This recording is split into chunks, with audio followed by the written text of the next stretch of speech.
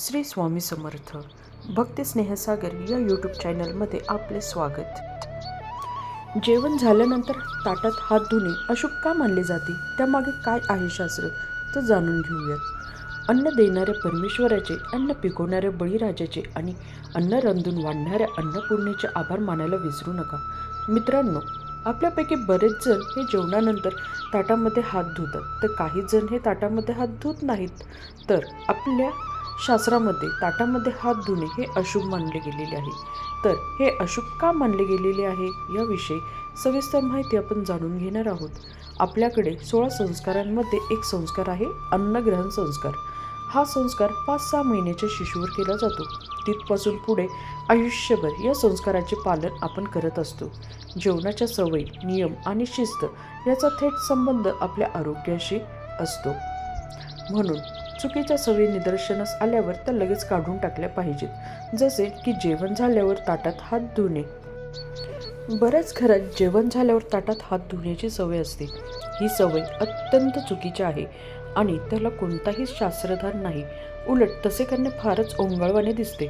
एक वेळ जेवण झाल्यावर स्वतःचे ताट उचलून ते धुवून टाकणे यात शिस्त दिसून येईल, परंतु ताटात हात धुणे हे शास्त्राला धरून नाही। शास्त्रानुसार अशा चुकीच्या सवयींमुळे दारिद्र्य येऊ शकते। अन्नातून आपल्या शरीराला ऊर्जा प्राप्त होते, त्या अर्थी अन्न हे शक्तीचे रूप आहे। म्हणूनच अन्न देणाऱ्या शक्तीला आपण अन्नपूर्णा असे म्हणतो आणि सकस भोजनाने प्राप्त झालेल्या शक्तीचा सुयोग्य वापर करून माता लक्ष्मीलाही प्रसन्न करतो। परंतु रिकाम्या ताटात खरकट्या हाताचे पाणी टाकणे हा अन्नपूर्णेचा अपमान आहे। त्यामुळे अन्नपूर्णेची अकृपा होऊन माता लक्ष्मीचाही रोष आपण ओढावून घेत असतो। यासाठी ताटात पाणी टाकणे योग्य नाही। मूळ शास्त्र काय आहे, तर जेवण हा यज्ञ आहे आणि अन्न ही त्यात टाकलेली आहुती आहे।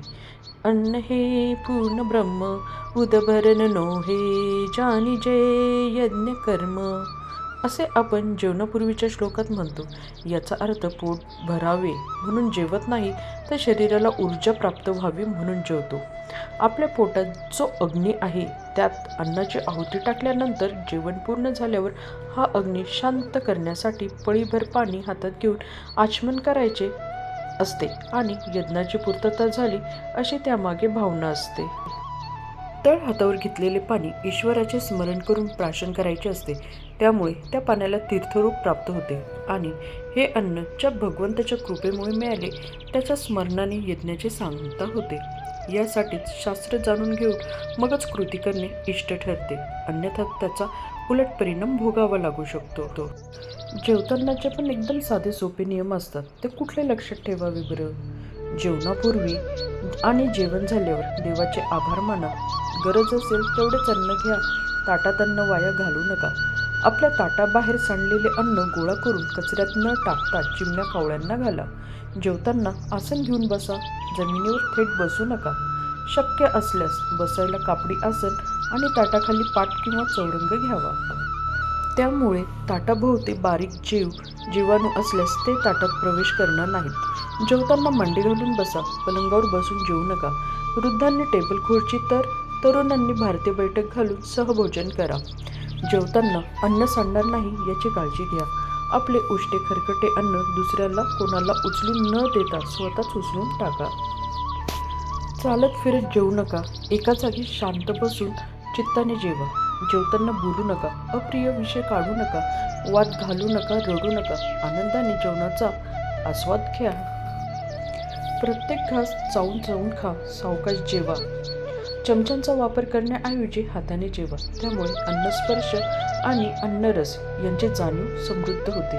अन्न देणाऱ्या परमेश्वराचे, अन्न पिकवणाऱ्या बळीराजाचे आणि अन्न रांधून वाढणाऱ्या अन्नपूर्णेचे आभार मानायला विसरू नका। श्री स्वामी समर्थ। व्हिडिओ आवडल्यास नक्कीच लाईक, शेअर आणि सबस्क्राईब करा। नमस्कार।